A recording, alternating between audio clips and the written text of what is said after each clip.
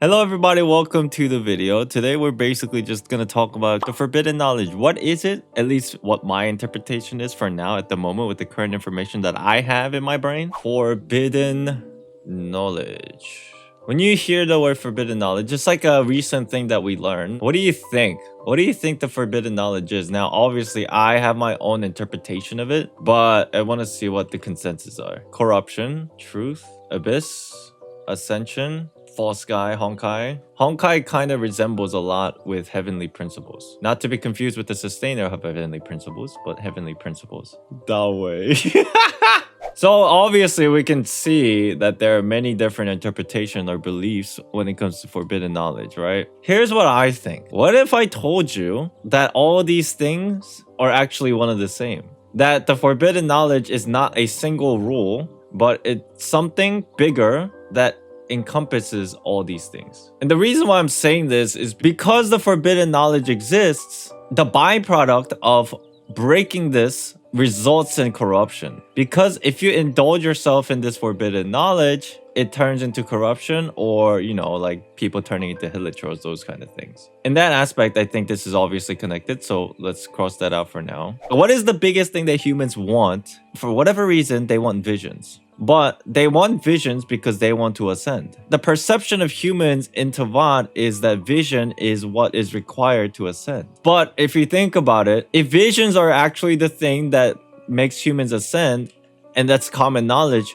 there's no reason for that to be forbidden. The real sense of ascension actually exists because the game is linked to the concept of Gnosticism, which is basically that humans are forced to be oblivious about this concept of true enlightenment or ascension. At least that's my interpretation. This might sound like a conspiracy theory, but if you really think about it, the concept of ascension relating to vision was already given to us in the very beginning of the game. So it's like, Hoyoverse, are you actually giving me true information right off the bat? It might be possible, but I find that too obvious. I find that the concept of ascension is undoubtedly related to the forbidden knowledge. It's just misinterpreted by humans in Teyvat. I'm crossing it out. I'm not saying it's not. It's just I crossed it out because I talked about it. Now, Honkai, False Sky, Truth of Teyvat, I think they're all also related. What do you think the truth of Teyvat is? Like, think about that question. The truth of Teyvat, if you try to get a simple answer, it's like difficult to come up with the conclusion, but one conclusion that I think it's directly related to the forbidden knowledge. If you discover the truth of Teyvat, that itself, in and of itself, is forbidden knowledge. We will not be figuring out what the truth of Teyvat is because it's forbidden. That's probably, I think, in a weird sense, why Gold, essentially Rheindotter, told Albedo, go find the truth of Teyvat. Because Gold essentially failed. Think about any entity in this game that is seeking the truth or trying to combat, let's say, gods. They're all seeking something, and they're all seeking the power to go against divinity. But what is that power? Information that humans shouldn't know in the perspective of heavenly principles. The idea that something beyond this world exists to the point where it will overthrow heavenly principles. Humans being more powerful than the gods that created this world. If you put everything together, that is the only explanation that personally I can come up with. Ever since the beginning of Genshin Impact, the whole idea was people trying to ascend. And it doubles down as you keep going in the story. Like, for instance, this is a very symbolical way of saying it. Don't take it as literal, but think of the bigger meaning, the outside the picture. Zhongli had a contract with the people of Liyue, but that contract was broken, and that humans are basically governing themselves without the power of a god. That concept itself, if you think about it, is this whole thing.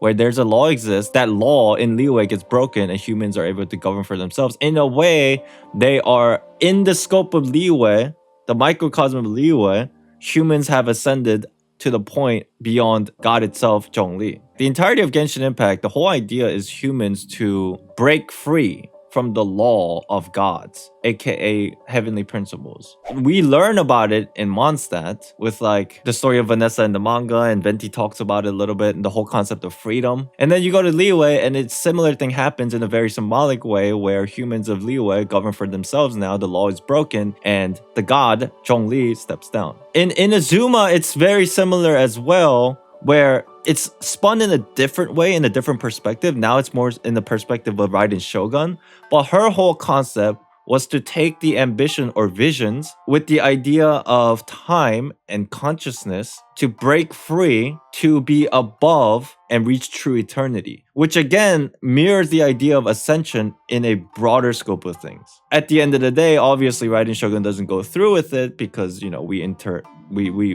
kind of mess with the story a little bit. For Sumeru, it's again the same idea, just phrased or represented in a different way. The sages are trying to understand something, but ultimately, whether it's good or bad, they fail. The whole idea of trying to understand this forbidden knowledge or whatever's beyond gets completely suppressed. So every region is depicting the same thing. Humans trying to step above God's itself. Of course, I might be wrong, but there's just so many examples and the way the story is like set that this is a repeating thing. The forbidden knowledge and the truth of Teyvat, in my definition and my understanding, is humans trying to be above God and take control of their own fate.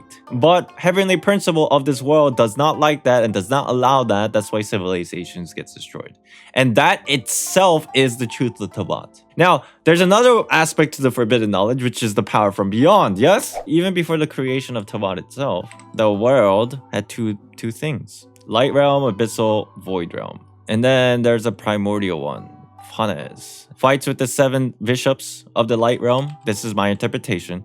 Phanes uses the light realm and the 7 element as a foundation to create the human realm and the 7 elements. That is more attuned to humans for them to use. But I always wondered, if this is the case for this side, what the hell is this side? The power that counteracts light and the 7 elements within is likely the other side of the coin, which is the power of the void. Opposite of light is obviously the void of light. So the only thing that's above the human realm, let's put it like this, like in levels. Only thing that's above the human realm, that's outside of this world where the forbidden knowledge could have come from, is probably around here, right? Or maybe potentially just like above this world entirely. But wherever they came from is not from this world. So this is probably either up here or over here with the Abyss Void. So it gets me wondering, if eventually the Abyss Void realm trickled down into like the Abyss Order, that means the Abyss Order knows about this concept and knows about the truth of this world. If we were to break up the Abyss Void and Light realm, let's say, for simplicity's sake, good, even though this is not true because there's no good and evil, but for simplicity's sake, light is good and void is evil. Forbidden knowledge gets injected into, let's say, the human realm. Of course, there's going to be corruption. At least that's what I think. That makes the most sense in my brain. But what I want to suggest is, think about it this way. If you live here, you're of the human realm, right? This is you, chat. And something outside of the normal comes to your realm and corrupts you, you would call it evil, and you would call it corruption. That's only if your perception is in the human side. Because you're on this side of the line, if something unknown comes and affects you in any way, you call it a corruption or virus. But let's say you're on this side. Would you call it a virus or a corruption? No, you wouldn't, because you're on this side of the perspective. So I find that very interesting. And I think that's why the idea of no good and evil exists in Genshin Impact, because the Abyss Order, Abyss Sibling, in their perspective, what they're doing is not evil. No matter who you are in this game, whatever you do, because of your perception, because the side that you're on, you don't see it as evil. You think it's good. Like Saritsa, same with the Abyss Sibling, same with the Abyss Order, same with Dainsleif, literally everything. So all this game is really just like finding the line between moral values. It's a really deep game if you think about it.